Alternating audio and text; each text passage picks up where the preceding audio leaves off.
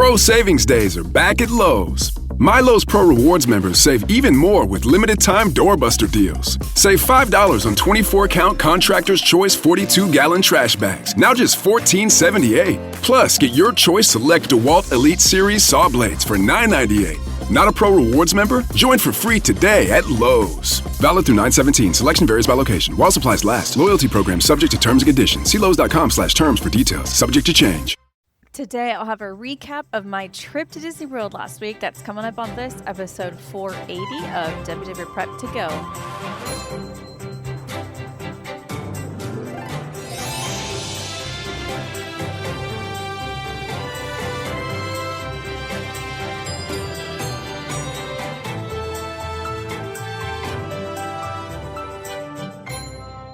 Hello and welcome to WDW Prep To Go, where we talk strategy and ideas for people planning their Disney World trips. I am your host, Shannon Albert from WDWPrepSchool.com. Thank you for being here for episode 480. This is a departure from the trip reports because I want to talk about my own trip. I guess it's my own trip report of sorts. And so I'll talk about that in just a minute. But if you do want to be a trip report guest, just a reminder that the only way to do that is to submit your information through the SpeakPipe voicemail line. Leave the details of your trip, and if it works out with our schedule, somebody at my team will reach out to you to make sure the details of your trip haven't changed since you left your message, and to confirm a few other things, and then we'll get you on our calendar. I think that is it. Let's start talking about last week's trip. So I'm recording this on Monday, September 22nd. And it goes up on the 23rd. We don't normally do things quite this close, but I just got home on Friday. I was there from Monday through Friday. Yeah, I flew in on Sunday, but I stay at the Hyatt at the airport because my flights get in so late now, coming in from Mexico. And then first thing Monday morning, we headed over to Disney World. We stayed this trip in an Art of Animation suite. We did not get a text that says your room is ready, which has become a thing lately. I feel like the room was completely paid for. Online check-in was complete. There was a credit card on file, all the things that you would think to do so that you can get a text message, and never got a text message. I think they have changed the way things work. We've heard reports of people that when they drive their own car or their rental car through the gate at the resort, as soon as they tap in on their magic band through the gate, or they tell the guard that they're there, they magically get a text that says your room is ready.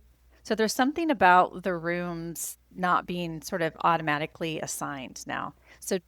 So my point in saying that is, don't be afraid to go up to the front desk, because we did that after we arrived and our room is ready magically. Now, I had booked a family suite category where I didn't choose a section. I didn't say I wanted Lion King. I didn't say I wanted Finding Nemo. I didn't say I wanted Cars.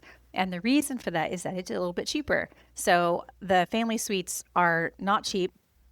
It's one of my only complaints about Art of Animation is that it's in the value category, but it's definitely not value priced. And you do get more space for your money, except for the Little Mermaid rooms. But for most of the rooms, you do get a lot of space, but I just think that it's not a value per se. It's just a really fun themed resort with suites. And when we checked in at the front desk, they said, "Oh, you got an upgrade." And I said, "Oh, I didn't book a Little Mermaid room, so it's not like you could upgrade me from Little Mermaid to a suite." And they said, "Oh, no, but you got a Finding Nemo suite." And the Finding Nemo suites are the most expensive of the suites because they are the most centrally located. So it is Art of Animation's version of a preferred room is the Finding Nemo suites, because they are the closest to the pool and the Skyliner and the main building. For the most part, they're just so centrally located, and that's what we got assigned.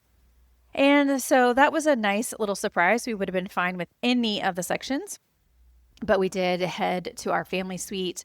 We were on the 4th floor in one of the buildings there, and it is quiet. I think value resorts are not associated with quiet very much, and so sometimes it can be kind of hard to sleep, especially if you're not, up really early one day, or if you want to take an afternoon nap or something like that.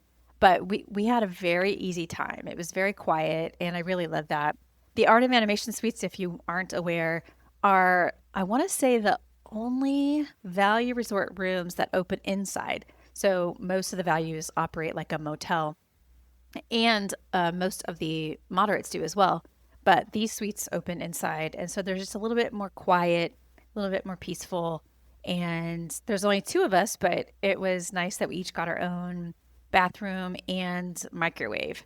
So I had some groceries delivered through Kroger, and incidentally, when we got to our room, I called to have them delivered, and they were not at our hotel. And somebody at Art of Animation said, I bet I know what happened. They often go to Pop Century. And she went to Pop Century and got our groceries. We tipped her well. Bless her for going to track them down. But I do order most of my groceries from Kroger because I just already have an account there. And I can hit reorder and it makes it pretty quick. I did add some microwavable mac and cheese this time because we had a microwave in the room and I wanted to take advantage of that. And I did end up using it for that at least once. And so it's just really convenient. So even though there's only two of us, we really like the space and amenities of the suites. And I happened to find a good rate on it. And I just booked the general family suite category. Another thing about Art of Animation that we love is the food court. We did have a lot of time at the resort for different reasons. We had like just some break time, but also it was very rainy. And so the Skyliner wasn't operating. So we just decided to hang out at the resort. So we ended up at the food court a lot, and it is so, so good. In case you didn't already know that, it's so delicious. I got butter chicken, we got patty melts, we got Italian subs. It's a really, really good food court. And even though we ate there several times, we were able to get something different each time. And even the kids' meals are good. So if you don't want like a full adult size portion, or if you have kids that want more options, then it's great. The theming of the food court matches the theming of the resort. So there's one section that is Lion King theme, there's one section that is Finding Nemo theme, etc. And it's just really beautiful. And the lobby is beautiful. One day when I was walking through the lobby to head out, there was a camera crew that was there filming a family. So I assume that we'll see that in an upcoming commercial. But the visuals of the lobby there are so pretty that I can see why they want to use it in commercials because it just makes a great, great backdrop. So we stay at Art of Animation a lot and really, really love it. Of course, the Skyliner is there, and that is another huge perk. But all in all, if you can find a decent rate, it's in the budget. We really, really love it there. Highly recommend. This trip, we had some things that we were focused on. One of those was Beak and Barrel. I had snagged us a reservation when the reservations opened up. I know it was super competitive when they opened, like a lot of things in Disney World, very competitive. So I didn't snag a reservation for our Magic Kingdom day. And so we had that on our plans. But then on our Halloween party night, it was very, very rainy. And we decided to just check the app and see if there were some openings because of cancellations. And there was. So we actually got to go to Beacon Barrel first during the Halloween party and then second during Magic Kingdom. So we got 2 trips to Beacon Barrel. I don't recommend necessarily doing it during the Halloween party unless that's your only Magic Kingdom time because it really did eat a lot of time out of the Halloween party. We, have been to the Halloween party a lot of times, so it's not like we feel like we miss out, but in general, probably not a good use of time. But Beacon Barrel, it is a fantastic place. I do recommend doing the check-in in the app. So when you get, close enough, you can check in. We were actually sitting at Country Bear Jamboree, and I checked in, and it texted me that said, your table is ready. But when we were there at the Halloween party, it took 20 minutes for them to seat us. So kind of just depends, I guess, on how busy it is. Once you're inside, it is similar to Oga's in that you have 45 minutes and a 2-drink maximum, and they have a few food items. So that is very similar to Oga's. But unlike Oga's, there are a lot of places to sit. Now, some spots are standing only, and the first time we were there, it was standing only. And that's we sit at the bar. I think because we're a group of 2, it makes them more likely to put us at the bar. And most of the seating or most of the spots at the bar are standing. But in general, there's a lot of seating within there. And I don't know if they were seating people with strangers. It didn't seem that way, but I know at Oga's that is a super common practice. But the fact that there is more seating than Oga's is really nice. It feels to me like a combination of Trader Sam's and Oga's in a way, because there are things that are happening in there. There's different effects and storms, and there's an animatronic parrot, and there's there's things that are happening like Trader Sam's, but it can't get away from the Oga's comparisons just because it's a bar that's in the parks that's very heavily themed. So kind of a combination of those. We did get some food items there. There's only 3 on the menu. We got the 2 that are not octopus, and they were delicious, but everything's just kind of pricey. I would say time-wise, it would be really, really difficult to order 2 drinks and food in the amount of time that you have available, and it also would be very expensive.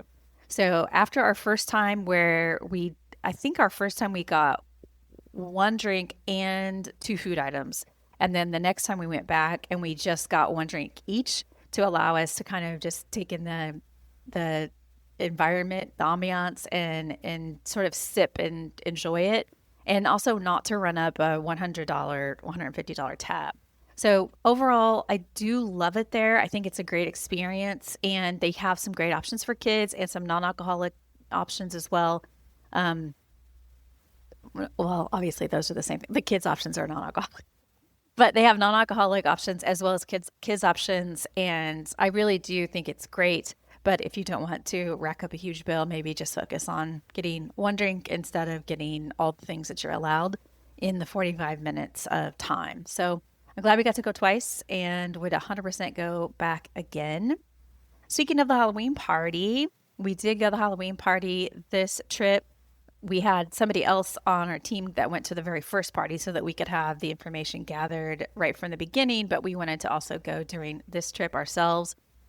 Beforehand, we had headed over to Bar Riva. So we're staying at Art of Animation Resort, and we decided we'll take the Skyliner to Riviera, go to Bar Riva, which is one of our very favorite places to eat. No reservation required, great food, great service. And we'll just go there, and then we'll take the bus from there to Magic Kingdom. And that was a fantastic plan until we were sitting at Bar Riva and it was a downpour. It was a really, really big, terrible downpour. So the Skyliner is not operating. And we didn't personally want to go to Magic Kingdom to the Halloween party and get soaked like that. So we ended up staying there for quite a while. And I don't think we got to Magic Kingdom until 9 o'clock. So that is one of the biggest risks of the Halloween party is the rain, because you really never know. Back in the olden days, you didn't have to buy your tickets ahead of time. And so we would tell people, just wait till day of. That way you can check the weather, you can check your own energy to make sure you are willing and able to stay up till midnight. And then if you decide you want to go, walk up to guest services and get your ticket. That's not the case anymore because it sells out. And it's just so risky because it is expensive. And if we had gotten there earlier, we would have not gotten any of the like exclusive entertainment really, because they canceled that because of the weather. We could have gone on some indoor rides that weren't closed, but all in all, we decided it just wasn't worth it for us to go out and get soaked because the number of options available just wasn't a lot. But it is a huge risk with the Halloween party. It just happens to fall during rainy and hurricane season. So we didn't get there till 9 o'clock. But overall, we ended up still having a good time with the amount of time that we had, including going to Beacon Barrel, and we got a spot in Frontierland for the parade. One of the perks of watching the parade from Frontierland, well, there's a couple perks, but it's easier than the Main Street and Hub area because it's just a less popular area to watch the parade. So if you want more of a relaxing time to watch it, that's a good spot to go. But there's also entertainment over there. So they have the Dapper Dans and different entertainment right there near Country Bear Jamboree. And so there's just kind of stuff going on. And then the parade begins over there. So if you want to watch it and then go to something else, then it's easier and faster to do that because it starts on that side of the park. The biggest downside, and this is why we don't often do it in Frontierland, is the pictures aren't great because of the lighting. Everything is kind of backlit, or I don't know. It's just not great pictures and videos. So if you don't care about pictures and videos, then Frontierland's going to be probably a really good bet for you. But if you do care about pictures and videos, then Main Street or the hub area is probably going to be more ideal. It's just also more competitive. So there is that. What else did we do this trip? At Magic Kingdom, also, we did the dessert party. So speaking of parade viewing and Magic Kingdom, we decided to go ahead and book the dessert party this trip. We've done it a million times, so it's not like it was new to us, but what we wanted to see is how it works with parade viewing. Because people have asked us a million times about parade viewing from the fireworks dessert party area. And we always say it's not ideal, but we wanted to go ahead and go and just see for ourselves. So we booked the pre-party one. If you're not familiar, you can do the dessert party that takes place before the fireworks or after. And then there's also the seated one that's in Tomorrowland Terrace. Now, we usually do the garden one because we think the views are better anyway, and it's a little bit cheaper. So we booked the pre-party one with the thought that we would check in at between 7 and 7:30 for the dessert party. The parade starts at 8, so it comes by this area maybe around 8:10 or so, and then the fireworks were at 9, so we would kind of have it lined up. And that's basically what we did. And I will say that it is nice to not have to fight with the crowds on Main Street or in the hub or whatever for the parade. It is just obstructed. That's it.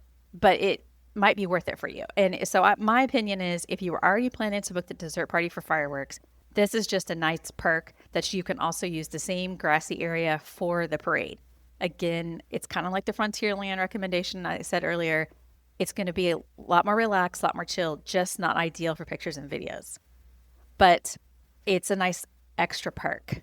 If you do the post party, you can still do this because they had both being checked in at once. So you can get your bands, your wristbands for the party, and you can still access that viewing area for both the parade and fireworks. It's just that you won't do your eating until after the fireworks is over. That's really the only difference. So I think it's worth it if you want to use it for both fireworks and for the parade. Just don't expect front row views, but you also don't have to stake out a spot a couple hours in advance. So I think it's okay, and can be a sort of laid back option for a lot of people.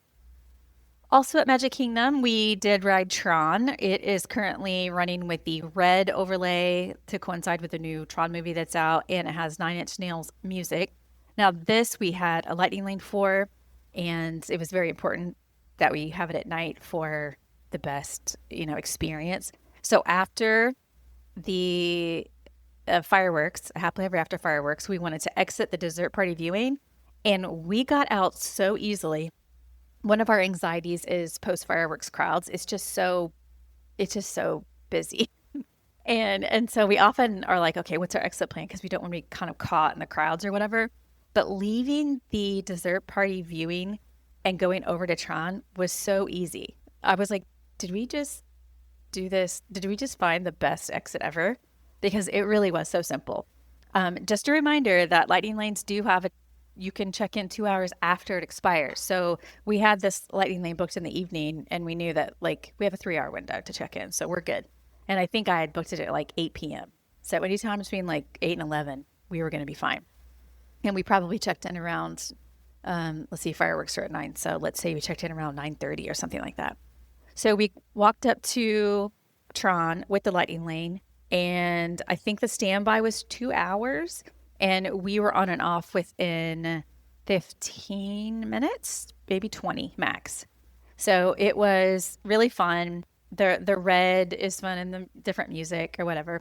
And so it was a good experience, but as usual, better at night because you can see all the lights and everything so much better. But I actually love the combo of dessert party and then Tron. We just kind of accidentally discovered that works really well together. But I guess in a more general way, you could say if you're on that side of the hub and then want to go to Tomorrowland afterwards, it is not a bad route because most people seem to be exiting on Main Street to leave the park for the day. So anything you can do to get away from that is going to be ideal. So that works really well for us, that combo. Another thing that we did this trip was a lot of non-reservation dining. So a lot of quick service type dining. And I just wanted to mention it because I know we talk a lot about dining reservations and how to optimize and how to get it. And it's so competitive, but we don't do a ton of it. We did Beak and Barrel because it was new. We wanted to try it. And then the dessert party. But like sit down meals, we just didn't do this trip. We did a lot of quick service. I already mentioned Art of Animation has a fantastic food court. So we ended up doing that a few times with mobile order, which usually does save some time there. But we also did things like, I think I already mentioned too that we ate at Bar Riva at Riviera Resort. That is technically a pool bar, but it functions like a restaurant. Like they have servers, menus, great food. And so we just end up going over there a lot, especially when we're on the Skyliner, because it's so good and easy and no reservation is required. We also do get groceries delivered. And because we were in a suite, we were able to use the microwave and the real refrigerator and just have mac and cheese in the room for a meal if we want to. So that made it really easy. One thing that people were fascinated by that I wanted to mention to you is that we were trying to decide where to eat one evening. And Heather was like, I'm really craving, at first it was mashed potatoes. That's her number one craving, mashed potatoes. And so I just typed it in my Disney experience and it tells you everywhere that mashed potatoes is served. And then we decided that we actually would like to have some queso. So I typed queso in and it tells you everything. It'll tell you food courts, it'll tell you table service restaurants, quick service restaurants, all the options. And we decided to go to Jock Lindsay's Hangar Bar because they not only have queso, which is what we had searched in my Disney experience, but they also are decorated for Halloween. And we've only been there for Christmas decorations. This is the first year, I think, for Halloween. So we decided, even though it was raining, we were going to hop on the bus and head to Disney Springs and go there. And that's another one that's so good without a reservation. And we've never really had to wait. And the food is good. The service is usually good.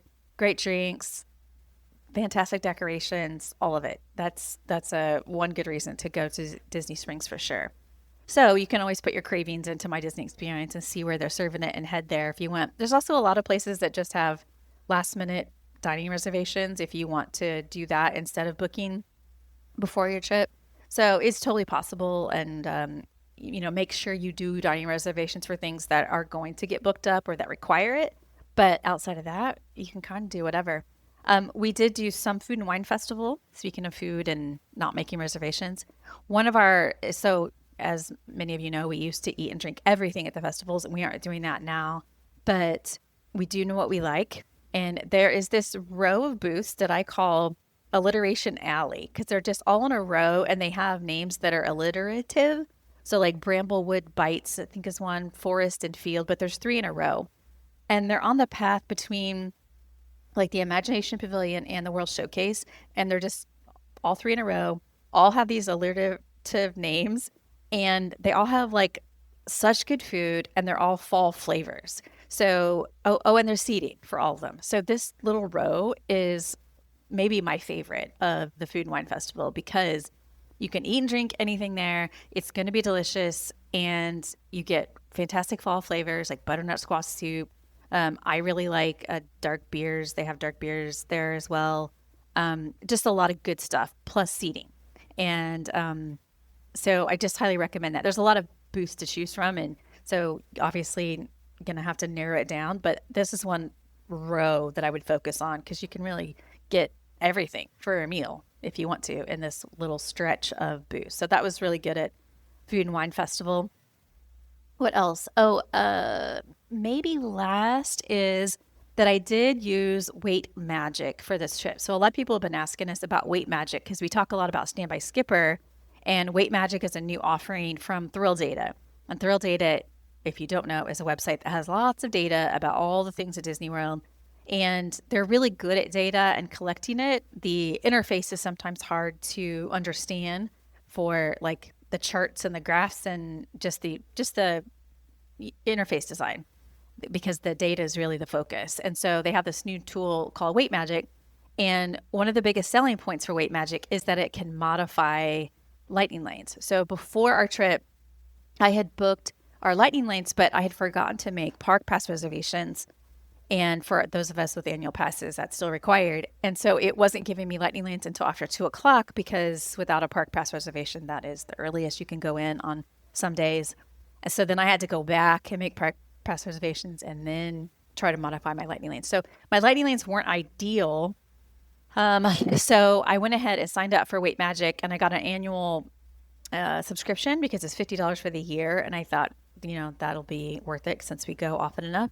And I just started setting up the lightning lanes to be modified to earlier because all the ones I disliked were just too late in the day. And it just continuously searched. So in the days leading up to our trip, we just kept getting text messages that your lightning lane has been modified, your lightning lane has been modified. So it was really great for that. But I will tell you, during my trip, I didn't ever access Weight Magic because the interface is too difficult. I have an easier time on my desktop, but I'm out and about in the parks. I'm not on my desktop. So I really liked it for modifying before my trip. And that was very helpful because my times weren't ideal. But I like Standby Skipper for being an app that you can use that feels a little bit more intuitive and easy to use on the fly. But Standby Skipper is good for snagging lightning lanes during your trip, and Weight Magic to me was really good for modifying them beforehand. So using both, you kind of get whatever you want, I think, assuming that openings pop up. But I like them for different reasons. So I wanted to just let you know, since lots of people have been asking us to test that. I think the last thing that we focused on this trip was testing some touring plans at Epcot. Things have changed at Epcot with Guardians is now standby, Test Track is now open, Spaceship Earth is closed right now. And so we just wanted to test it out. Heather went through the International Gateway. So that means that she went through on the Skyliner from Art of Animation. I took rideshare to the front of the park so that I could do a different approach. And incidentally, $17 for that rideshare. That's so expensive, but surge pricing, I guess, will get you. So I came in, we were both within the first 100 people in the park, which doesn't sound great, but it is. When everyone spreads out, it's not bad. So we were both there early, and she headed to Remy's first, and then Frozen Ever After. I headed to Guardians first, and then Test Track. And we both liked these approaches. I would say she got more done in a short amount of time because Guardians just take so long with all the pre-shows and everything. But we didn't really have to do a whole lot of waiting. So I did Guardians first, and they opened the doors right at 8:30 to go in, and you have to go through all the pre-shows. And then I headed to Test Track where there was no line in the single rider line.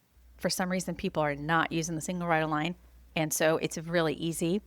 And then I headed to Frozen Ever After. By the time I got to Frozen Ever After, it was a posted wait time of 20 minutes, ended up being 15. And then after that, we started using lightning lanes for things like Soarin' and Living with the Land, but we didn't have to. We could have done those without lightning lanes, and they still had short waits even after we did a few rides first. So Epcot's still very doable without lightning lanes if you don't want to.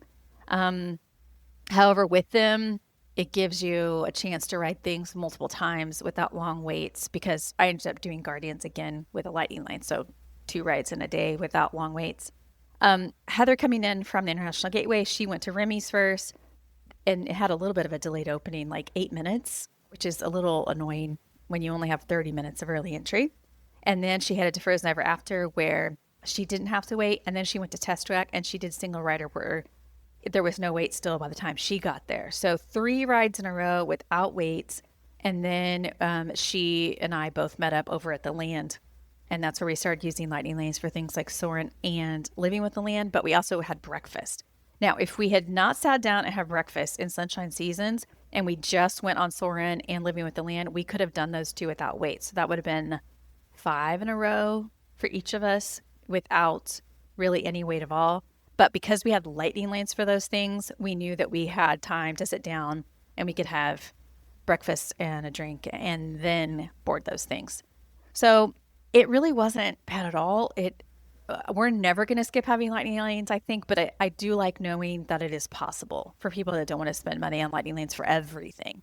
Of course, this does assume you're there at park opening and rope drop and early entry and all that kind of stuff.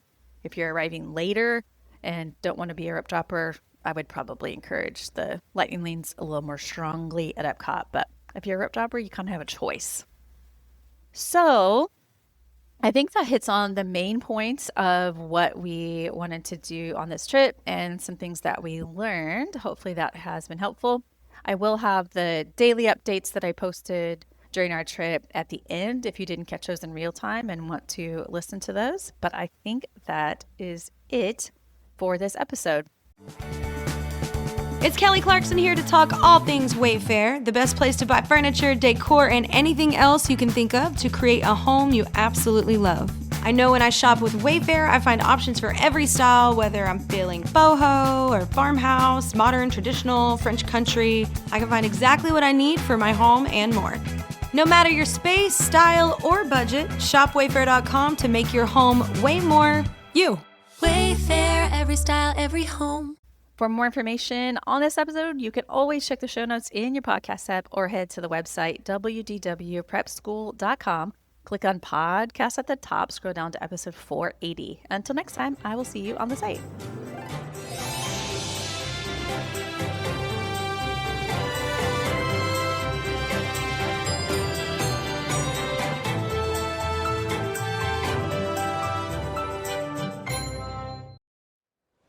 Hello from the MCO Hyatt. I thought I would start the updates here because this is part of our routine now. Our flights come in really late, especially, I don't really have a lot of choice when I'm flying from Puerto Vallarta. The flights land between like 10:30 and midnight. And so instead of landing here and then taking an Uber to Disney World and then getting to bed at like 3 a.m., I just book the Hyatt here with my Capital One points. And then whenever Heather and I come in, we just have to get our bag off baggage claim and go right to the room, which is really nice because last night we didn't get to sleep till 2:30 because we both had delayed flights that landed after midnight. So it's just really convenient to be here. And then this morning we will take a lift over to Disney World and then we can officially start our stay over there. But we also stay here whenever there are cruises out of Port Canaveral. And for those who want to use Disney transportation, the Disney Cruise Line transportation does pick up here. And I believe if it picks up here, there's no stops in between. But if you have Disney cruise, if you have Disney transportation for a Disney cruise at a Disney World resort, there are multiple stops. So anyway, some perks here to staying here. You can also get food delivered, like through Instacart and that kind of thing. So when we've done a cruise, we've had some pre-cruise like wine or snacks or whatever delivered to this hotel, and then we can go straight to the port from here. So it's very, very convenient. We love it, and it's part of our Disney World routine now. So we are getting ready to pack up and check out of here and head over to check into our Disney World resort. I'll be back later. Hello at 2:36 p.m. from inside the Morocco Pavilion. For the last few hours, I'm going to get you caught up. So we did take an Uber from the airport to Art of Animation Resort, where we are staying in a suite. We didn't get a text that said that our room was ready, but the room was fully paid and I had done the online check-in, so I was expecting to get a text at some point. We decided to go ahead and stand in line when we arrived at the front desk, and lo and behold, our room was ready. And that has been the case for some recent trip report guests where they said they didn't get a text, but at the front desk they were told it was ready.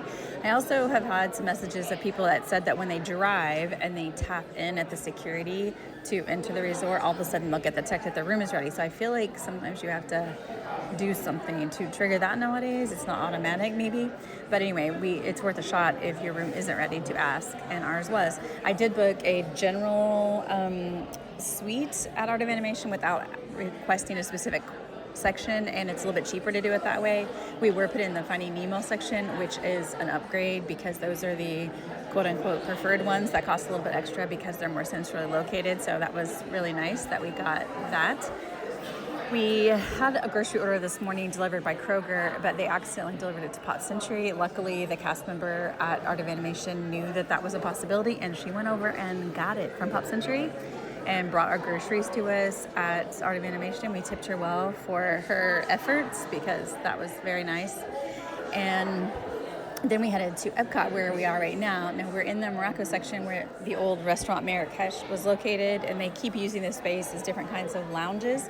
But right now it's a Florida Blue lounge, and it's a free lounge as long as you have the pass to get in, which is a free pass. You can Google for the Florida Blue Lounge Epcot pass, and you just literally have to show it on your phone. But once in here, there's some free things going on. So you can get water, tea, and cold brew. and you can do crafts. They have some bracelets and maybe ornaments that people are doing in here. And you can get priority seating to the Eat to the Beat concerts. They have a limited number of wristbands, but we arrived at like between 2 and 2:30, and they still had wristbands today. So we got priority seating for the 5:30 show tonight, and we're sitting in the air conditioning and just kind of enjoying it. So this is kind of a little tip, and it runs through Food and Wine Festival. So pretty convenient spot to be in the middle of the midday sun especially. But just a really nice break. So there's not enough of these break spaces in the World Showcase. So we are going to be here for a little bit, and then we're going to head out and eat and drink at some of the booths. Not most of them, just a few of them. I'll be back later. Hello, 6:20 p.m. from Food and Wine Festival. So after my last update, we kind of made our way around the World Showcase, including going inside the Odyssey building where brewing is. Neither of us really like wings at all, but we like the pickle spears and the drinks there, and it's a great place to sit in the air conditioning. But then we headed over to this row that we call Alliteration Row, where there's 3 booths in a row between the Imagination Pavilion and the World Showcase, and we call it Alliteration Row because they all have alliterative names. So Forest and Field and Milled and Mold and Bramblewood Bites. We literally will eat and drink anything from any of these booths. It's so good, and so it just feels like kind of efficient to come over here and go to all the booths in a row, and there's seating for all of them, and so it's really great use of food and wine time. So we are going to have another item or two from the booths, and then head out of Epcot for a patron meetup, which we do every trip, and that'll be what we do next. I'll be back later. Hello at 9:31 p.m. from the walk-up window at Beaches and Cream. So we just did a meetup. We usually meet at the Martha's Vineyard Lounge inside the beach club. And we did that tonight and had some drinks and snacks. And then before we head back to our resort, I wanted to walk up to the window at Beaches and Cream and get a little ice cream snack before we head back and do our daily recordings for our Patreon feed. We have, if you don't already know, we have a weekly podcast that we do there that is totally separate from the main feed podcast, but during our trips, it's daily. And I travel with a microphone so that we can record every night and give kind of an unhinged version of our day. So that is what we're going to do next as soon as we get done with our ice cream here. And today was a really fun day. A little warm in the afternoon, but otherwise really fun to be able to do our favorites at Food and Wine and then meet up with some people and have some ice cream. So tomorrow is another Epcot day, but it's more focused on the rides and testing touring plans. And so we'll be back tomorrow from there.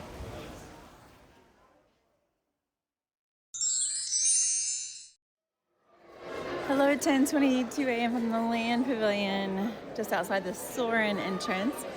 So this morning we decided to test some touring plans. Heather came in through the International Gateway and I came in through the front of the park. She rode the Skyliner because we're at the Art of Animation Resort, and I got rideshare this morning.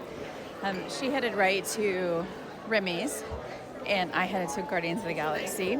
My first whole early entry was taken up by Guardians of the Galaxy, even though I was in the first batch, like definitely the first 100 people or so.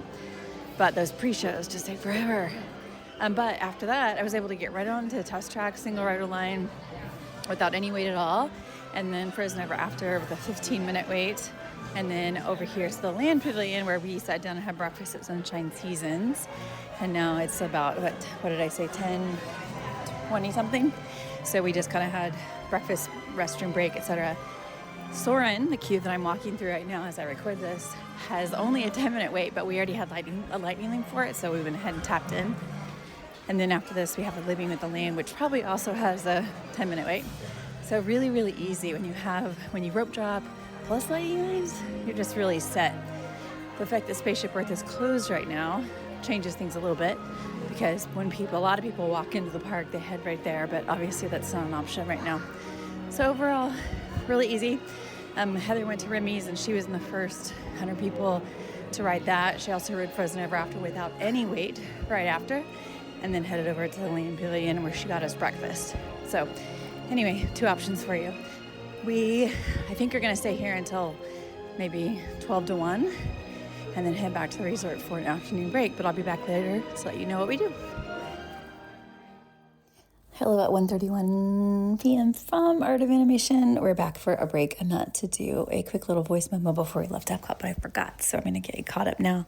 So after we tapped into Soaring with a Lightning Lane, we tapped into Living with a Land with a Lightning Lane. Both of them had standby waits of only like 15 to 20 minutes, I think, so not bad, but obviously the Lightning Lane saved us a little bit of time. And then we split up because I had a Lightning Lane for Guardians and Heather doesn't ride it. So I was able to ride it a second time. And she went over to the Seas and got a last minute Lightning Lane for Nemo over there. And then we grabbed a cold brew from Starbucks before heading out. We did go out the front of Epcot instead of the back because we were already at the front, and I wanted to check the buses because they used to have a bus that went to Art of Animation, and so that from the front, so you could have a choice of Skyliner at the International Gateway or bus at the front, but they didn't have one available. I mean, I don't know how long it's been since they didn't have one available, or maybe sometimes they do, but today they didn't. So we went ahead and caught an Uber from the rideshare pickup at the front of Epcot and headed back to the resort. I had ordered an Amazon package. Because I don't live in the U.S., I do place an order when I'm back for things that I can't get when I'm in Mexico. And at this resort, the packages go to the front desk, so I had to wait in the line there, and they went and got it. It's a $6 charge per box when you do that, so that'll be added to my tab for this trip, like a room charge. And I was able to get some basic supplies that I can take back in my luggage. So we do have the Halloween party tonight, so we're at the resort. I actually just took an afternoon shower because it was so sweaty from this morning, and just taking some downtime because Heather didn't get a lot of sleep last night, so hopefully she can get a little bit of a nap before we head to the Halloween party, because obviously that means a late night. So that is it for now. I'll be back later, probably from Magic Kingdom.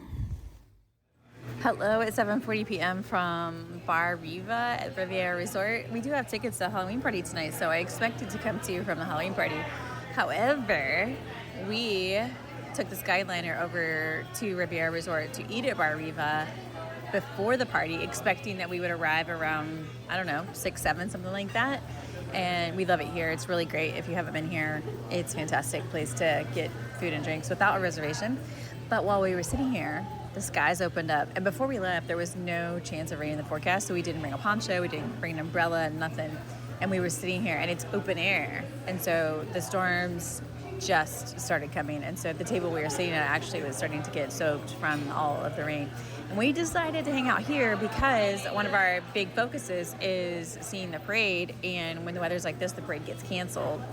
So we figured we might as well just wait for it to pass, and then we will arrive to the Halloween party. We might not get there until after 8 o'clock, but we will get there, and hopefully we'll be able to catch the second parade. It's unfortunate when this happens, but like the Halloween party is obviously scheduled during hurricane season, rainy season, etc., so it's always a risk. I always feel bad for the people that this is their sort of one shot at going to the Halloween party, but for us, that's not the case. So we are going to arrive once the storm passes, and then hopefully we'll be able to finish out the party and do everything that we wanted. Anyway, I hope I'll be back from there with my next update. Hello at 11:38 p.m. at the Halloween party. So we did end up hanging out at Riviera Resort for a really long time because the rain was horrendous.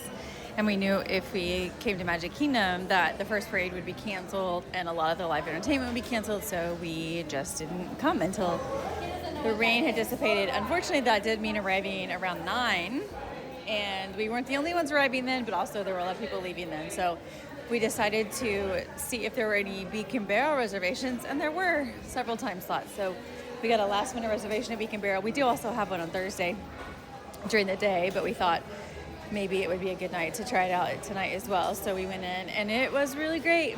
We didn't go all in like we will on Thursday in terms of like pictures and that kind of stuff, but it was kind of a rough draft first trial run. Really great food, and we only got one drink each. You're allowed 2, maximum of 45 minutes, but the drinks were so strong that we just didn't do a second drink.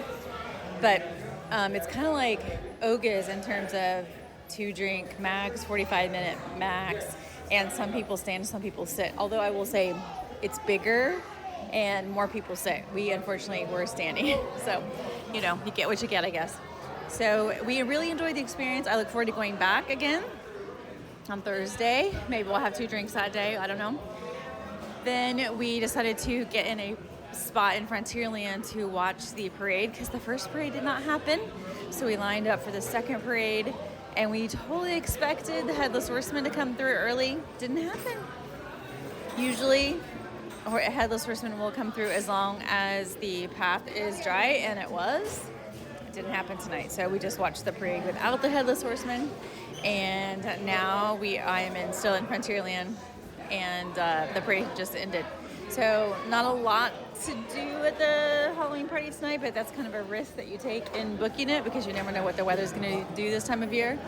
But fortunately, it's not hot. We have been at Halloween parties where we were sweating so bad that it was wildly uncomfortable, and this was not one of those. So anyway, this is kind of it, and we are going to be wrapping up and heading out to our resort because it's been a long day because we rope dropped Epcot this morning.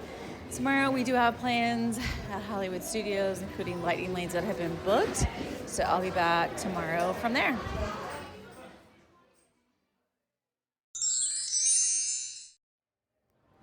Hello at 9:42 a.m. from Tomorrowland. Yesterday was mostly a day off for us because we had a late night the night before and not feeling the best, and then it rained most of the day, so the Skyliner actually wasn't working, and we decided to just spend some time at the hotel and had lunch at the Art of Animation food court. But last night we did head to Disney Springs and go to Jock Lindsay's because it's decorated for Halloween. They usually do Christmas, but this is the first year they're doing Halloween, and we just love it there. Not only is it fun because of the decorations, but the themed food is very cute and delicious. So it's one of our favorite places by far in Disney Springs. But this morning we are at Magic Kingdom. We were the first people to enter the security at Magic Kingdom. We got on the bus at 7 a.m. at Art of Animation Resort for 8:30 early entry. So it was the first bus of the day. We arrived before that though, like maybe 10 to 12 minutes before 7. And if we hadn't been there then, we wouldn't have made the first bus because there were so many people in line. But anyway, we got to Magic Kingdom, obviously one of the first people in, and we split up. I went to Tomorrowland, Heather went to Fantasyland. She did Peter Pan's Flight, I went to Space Mountain. I'm not necessarily suggesting these paths, we're just testing some things out, especially the Tomorrowland one. We don't love rope dropping Tomorrowland. When she was at Peter Pan's Flight, it had a delayed opening. So I want to say, did you start riding around 8:38 or something like that? Around 8:38. And then when she got off of that, then she headed to Winnie the Pooh, but it had a 20-minute wait. And so things were taking a little bit longer. I did ride, I was the fourth person in line at Space Mountain, and so that did open right on time. But then I decided to go ahead and try to get in line for Tron. I wanted to see how long that would take. Tron is down. So I waited in line for 30 to 40 minutes, and I decided to bail because the ride vehicles weren't running, and I have no idea how long it was going to take. So that's very frustrating.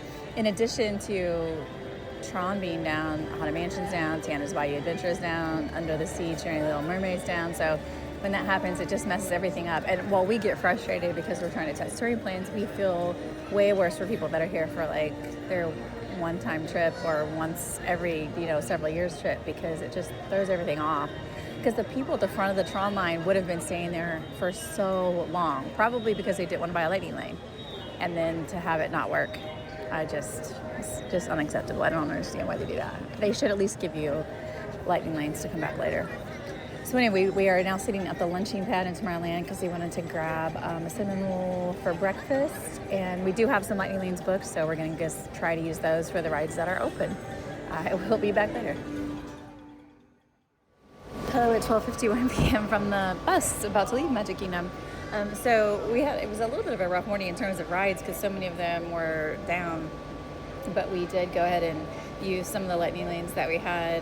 One of them was Haunted Mansion, and that's the one ride that kept being down. One thing we noticed was that the Haunted Mansion lightning lane disappeared in our account, and there was no multi-experience pass that appeared immediately. It took a little bit of time, and I overheard somebody in line when I was waiting for Space Mountain this morning have the same experience where her Haunted Mansion lightning lane disappeared and she wasn't sure what happened.